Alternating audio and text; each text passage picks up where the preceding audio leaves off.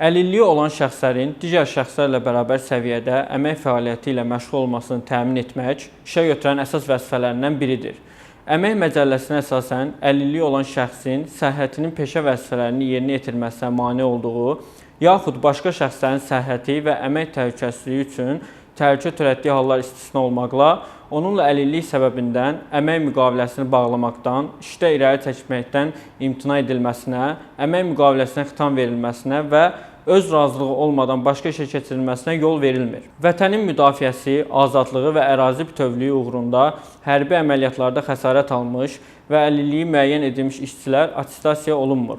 İşçi yaşa, əlilliyə görə əmək pensiyasına çıxdıqda ərizəsində göstərdiyi gün əmək müqaviləsi ləğv edilə bilər.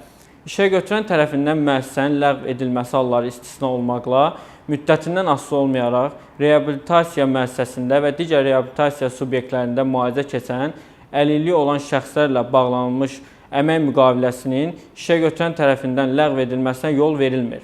Orqanizm funksiyasının 61-100% aralığında pozulmasına görə əlilliyi müəyyən edilmiş işçilər üçün iş saatı həftəlik 36 saatdan artıq olmamalıdır.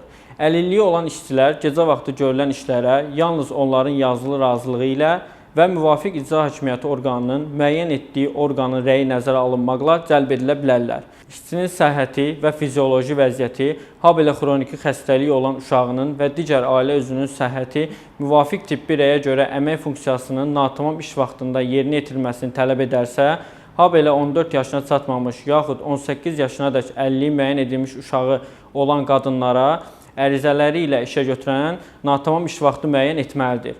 Orqanizm funksiyalarının pozulması faizindən, səbəbindən və müddətindən asılı olmayaraq, işləyən əlilliyi olan işçilərə əmək məzuniyyəti 42 təqvim gündən az olmayaraq verilir. Onlara bir iş ilində özlərinin xahişi ilə bir təqvim ayınadək ödənişsiz məzuniyyət verilir. Əlilliyi olan şəxslərə əmək məzuniyyəti onların arzusu ilə onlar üçün əlverişli olan vaxtda verilə bilər.